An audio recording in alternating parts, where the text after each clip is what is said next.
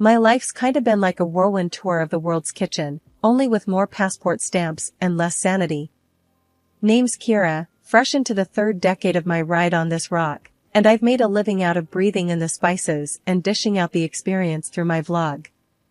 So it was just another steamy day in Thailand, with me elbow deep in noodles and peanuts, learning the ropes of an insane pad thai from this little old dude who could have been Yoda's culinary cousin. That's when this tall drink of water, Mark, stumbled into my life, literally. He tripped over a foldable chair trying to get a better look at the pan and nearly ended our romance before it started by nearly sending me headfirst into my own sizzle. Whoa, sorry about that, he chuckled, hauling the chair out of the disaster zone. Just trying to see how the magic happens. You could say it's all in the wrist action, I said, giving the noodles a flamboyant toss. Careful there, wouldn't want to add roadkill tourist to today's menu. Mark laughed, all easy charm and crinkly-eyed smiles. Mark, he said, extending a hand once he was sure it was safe. Kira, the noodle whisperer, I replied, giving his hand a quick shake before diving back into my culinary ballet. And there it was. We clicked quicker than a camera shutter. He was from the States, here to escape the office walls and spreadsheets, which, to me, sounded like a jailbreak from Adulting 101. We spent the week flitting between street food stalls and ancient temples, with him filming the chaos and me explaining the dance between tangy, sweet, spicy, and umami. When the week ended, we swapped digits. Said our see you laters, 'cause goodbyes were for people who had less faith in cheap international texting plans. Months sped past like high-speed train rides, nights spent spilling our thoughts via texts that turned into calls that turned into video chats. Then one day, he just showed up at my doorstep with a ring and a question. We tied the knot 6 months later. Yeah, just like that. Bam. Married. Things took a nosedive after a while. Forget the lovey-dovey honeymoon phase, it was like we'd skipped straight to bickering old couple mode. I'd be coming home from some corner of the world, my brain still buzzing with the new flavors and faces I'd met, and all Mark could do was hassle me about not being normal. You know what a normal wife does, Kira? That's how he'd start, every single time. She cooks, she cleans, she doesn't jet off every other week. Sitting there at the kitchen table, I'd toss my stuff down and give him a look. Seriously, Mark? You think I just flit around for kicks? This is work. My work. To him, it was like my job was make-believe. Work? You think filming some street food and yapping about it online is work? Get real. Get a proper job. Each word stung. It pays, doesn't it? I'd shoot back. But that was never enough. Once, I was up against a deadline, videos needed cutting, articles needed writing, and guess what? Mark barged into the office and dropped a bomb. The house is a mess, Kira. When you gonna clean up? I couldn't believe my ears. You've got hands, Mark. Use 'em. Defying him only cranked his gears worse. What, and let you loaf around editing videos all day? Is that what you call pulling your weight? Freeloader. That's what he called me. In our own home.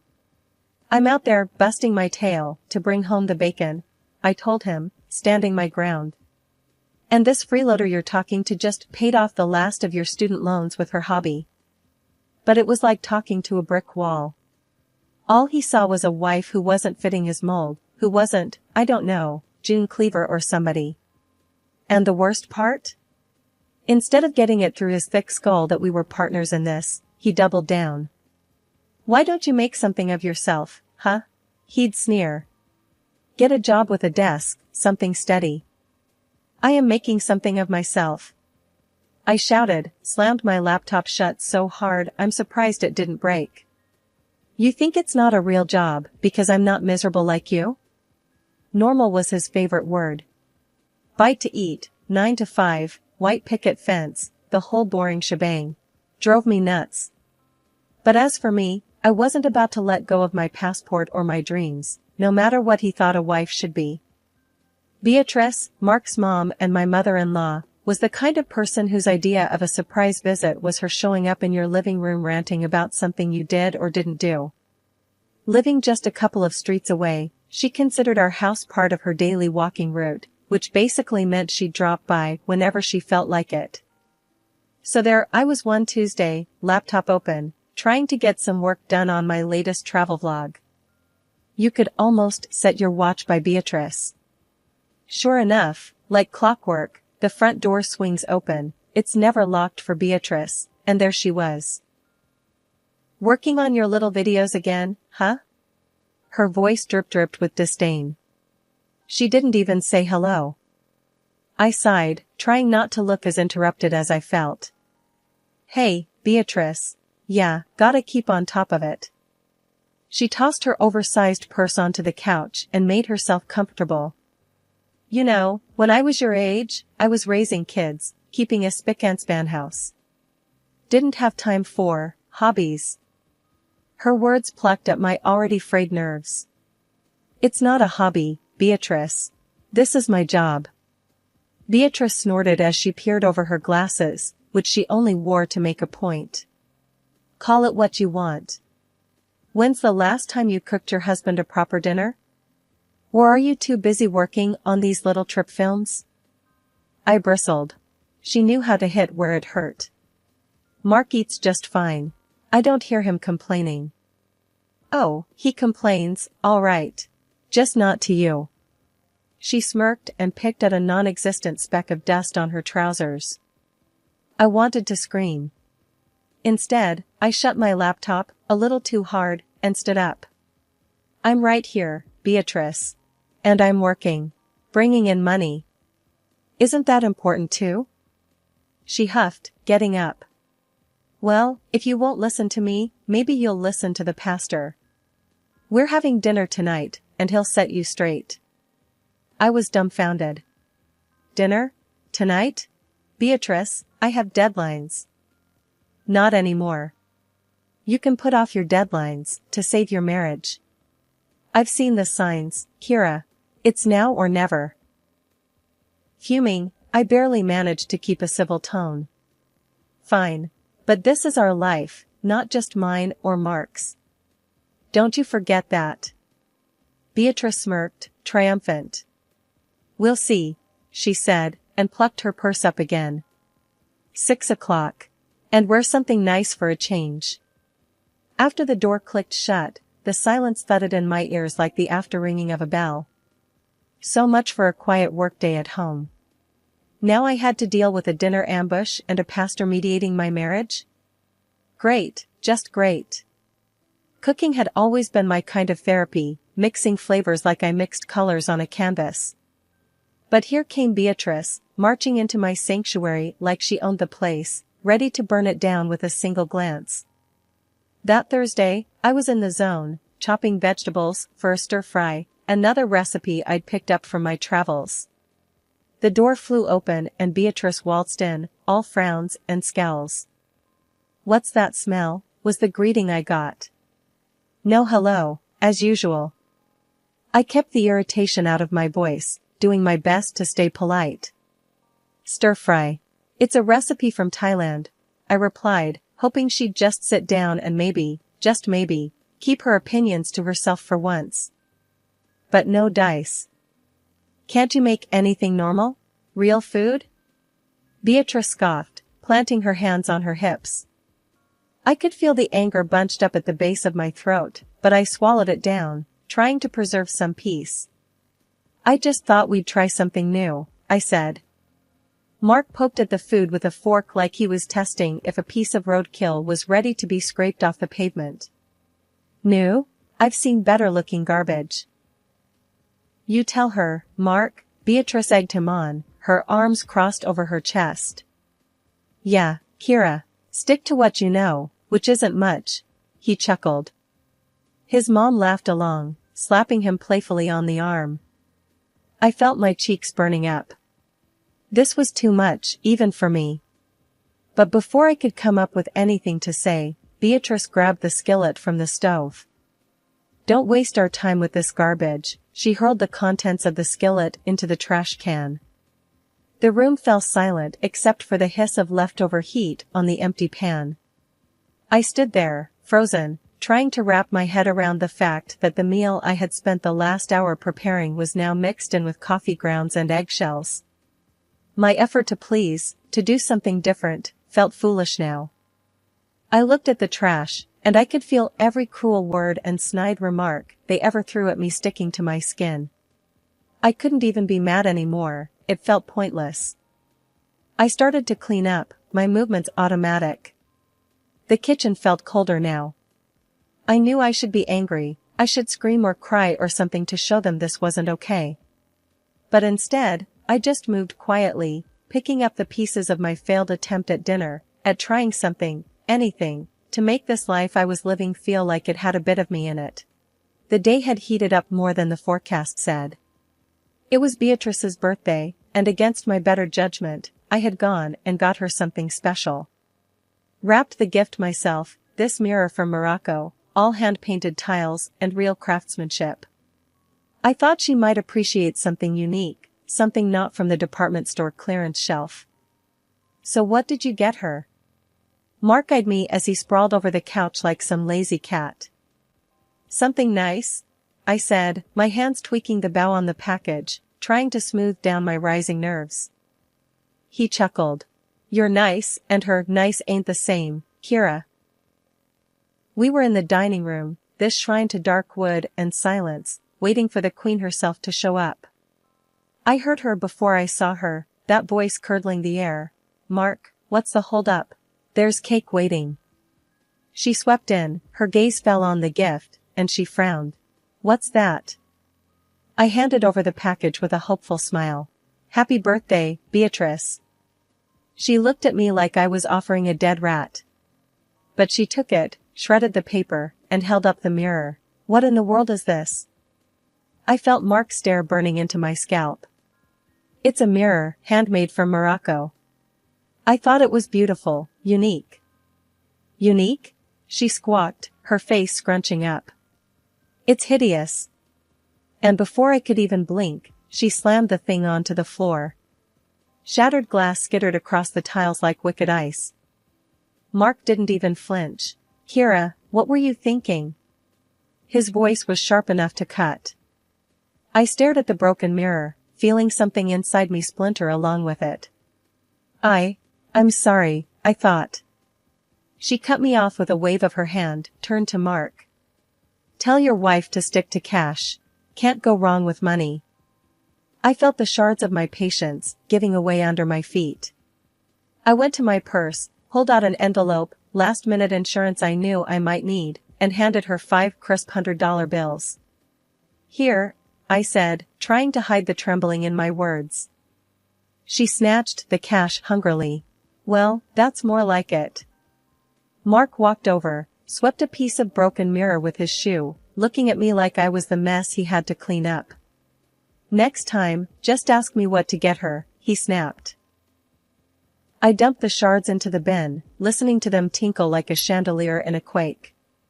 A quieter, angrier part of me wished I could tell her exactly where she could stick her money, but instead, I quietly wrapped her cake slices, got through the day without another word. As the hours lurched by, the house filled with the laughter and chitter of guests, all of them ignoring the tense undercurrent that was me and them.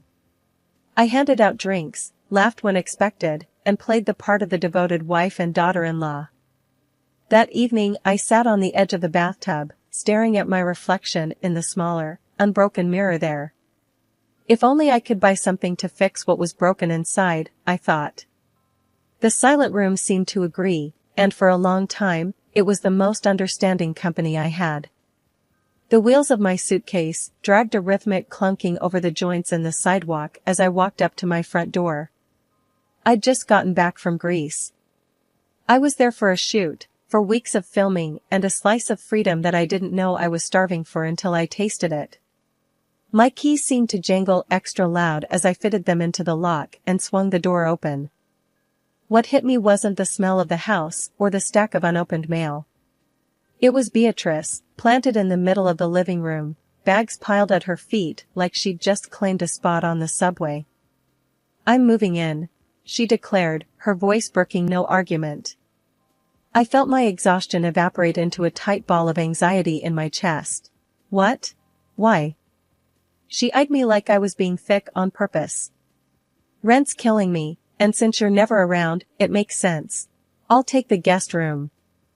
This was the worst kind of surprise, the kind that didn't bring any joy, just a heavy weight. I looked to Mark, seeking an ally, but his face was set in stone. Yeah, Kira, why the hell not? Makes sense to me, Mark said. I heard in his voice the finality of a door slamming shut. But, Mark, He cut me off with a sharp wave of his hand. Don't start. You've been freeloading off my space for years. The word stung, like rubbing alcohol on a fresh cut. That's when my hand dove into my bag, rummaging past the trinkets and memories of Greece until my fingers wrapped around the envelope, the one I kept tucked away for moments impossible to predict. I slapped the divorce papers on the coffee table between us. They seemed to hover for a second before landing, a soft sweep in the tense air. I want a divorce. For a moment, Mark just stared, and the only sound was Beatrice's slow inhale as if she was about to dive underwater. He picked up the papers, and I braced myself for yelling, for pleading, anything. But without saying a word, he scrawled his name across the bottom and tossed them back at me like they were a takeout menu he didn't want. Beatrice, her eyes gleaming like when she found $50 in a coat pocket, actually clapped. It's about time. I looked between the two of them, this pair that was supposed to be my family, and I felt nothing but the need to fill up my lungs. I didn't belong here, maybe I never did. With one last look at the shell of what used to be my life, I grabbed my suitcase. Where you going, Kira? Mark's voice was a dull blade, not cutting enough to hurt anymore. Anywhere but here. My voice came out steadier than I felt. There were no goodbyes, just the click of the door behind me, a soft punctuation mark on the end of a very long, very tiring sentence.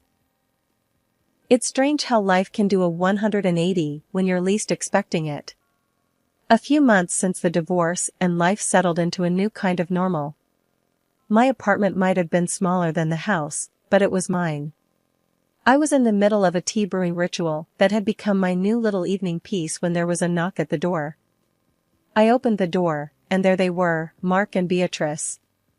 Like they'd just been out for a walk and decided to stop by. We saw your TV show, Mark said, shoving his hands into his pockets, a sheepish grin smeared across his face like a kid caught with his hand in the cookie jar. Beatrice just stood there, a forced smile stretching her lips tight. Yeah? I said, nursing my mug, not stepping aside to let them in. You watching TV together now? You're doing well, huh? Beatrice chimed in, peering over Mark's shoulder to get a look inside the apartment. I leaned against the door frame, taking a slow sip, feeling the heat of the tea and the situation. I suppose, I replied, the edge of a laugh bubbling beneath the surface.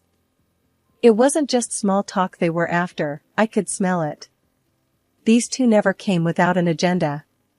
Beatrice looked desperate, fidgeting with her purse strap, and Mark looked like he was about to try selling me a used car that was 2 steps away from the junkyard. They tried to butter me up with compliments, nodding at my tiny living room as if it was a palace, but I wasn't biting. Their tune changed rapidly when the buttering didn't work. Look, Kira. Mark's gaze darted around, avoiding mine. Things ain't been so great since you left. Financially, I mean.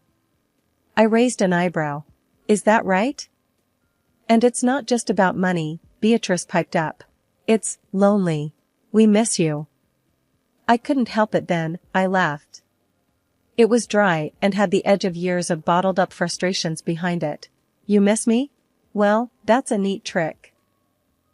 Mark's face flushed a shade of guilt so vivid I almost felt sorry for him. Almost. We just thought, maybe we could start over. I leaned closer, making sure they could see the lack of sympathy in my eyes. You thought wrong. I've moved on, and this? I paused, gesturing to the space between us with my mug.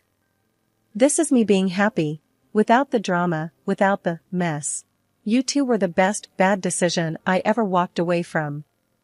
Beatrice's mouth snapped shut, her face folding into a scowl. Mark just stood there like I'd slapped him across the face. They didn't say anything more, they didn't have to. As they turned away, their shoulders slumped, the door closed with a soft click and I was alone again, my heart pounding a victory march.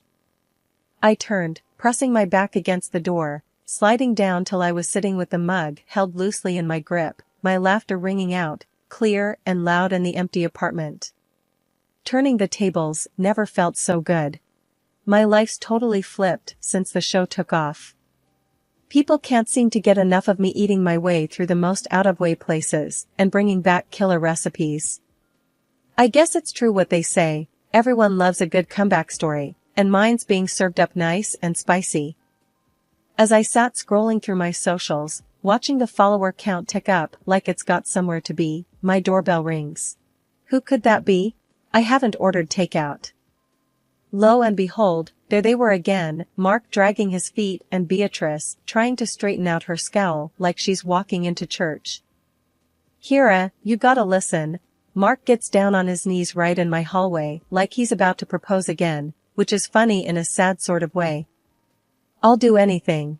I'll even clean the house, cook your meals. I crossed my arms, trying not to let my smirk show. Really? You cooking? That'd be the day. And Beatrice, oh, she's got this look like she just ate something sour. Kira, the show's great and all, but family's family. I let out a little chuckle. Oh, I know about family all right. And mine just got a whole lot bigger, a couple million online. They blinked at me, not quite getting it, so I spelled it out. My followers, Mark. They're my family now. And they seem to appreciate me a whole lot more.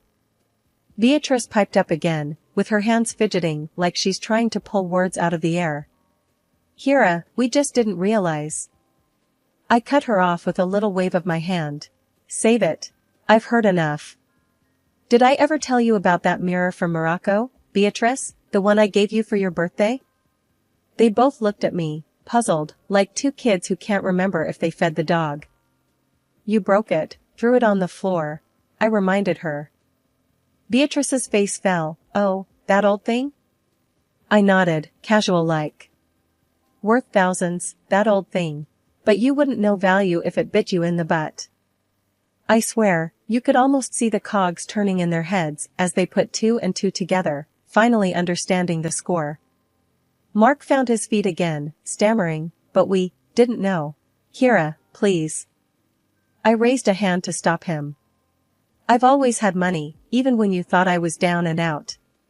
And now, my little TV venture's making sure I've got more than I know what to do with. Mark looked like he was about to pass out, and Beatrice, she was muttering under her breath, something about not knowing. I walked to the door, opened it wide, and stood there. Here's how it's going to be.